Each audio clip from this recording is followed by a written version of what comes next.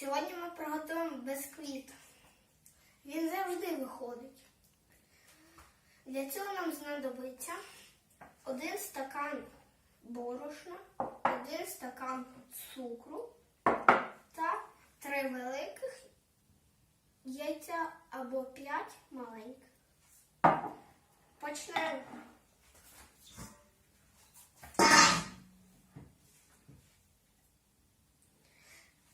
Змішуємо яйця з цукром.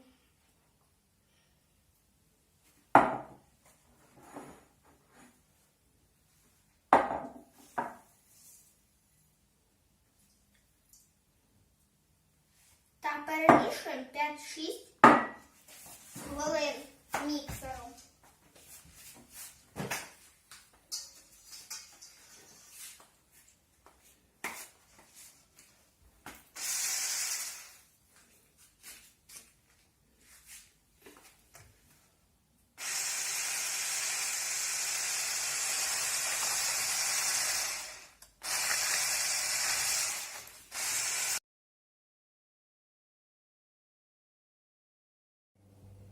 Ми збивали тісто 5 хвилин. Тепер перемішуємо тісто з стаканом борошна.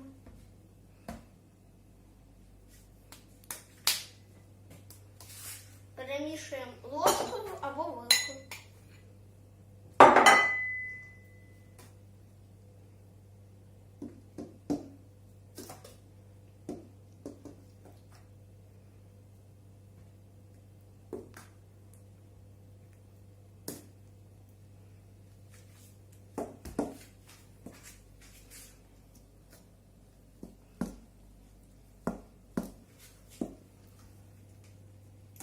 Зараз ми будемо переливати тісто в форму, яка попередньо змащена олією.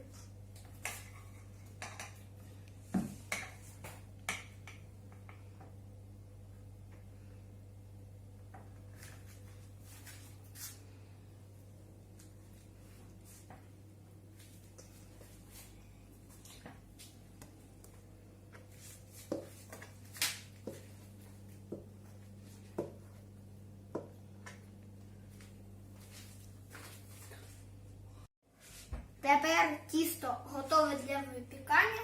Випікаємо при 180 градусів 30 хвилин. Пройшло півгодини. Бисквіт готовий. Підписуйтесь на наш канал та ставте лайки.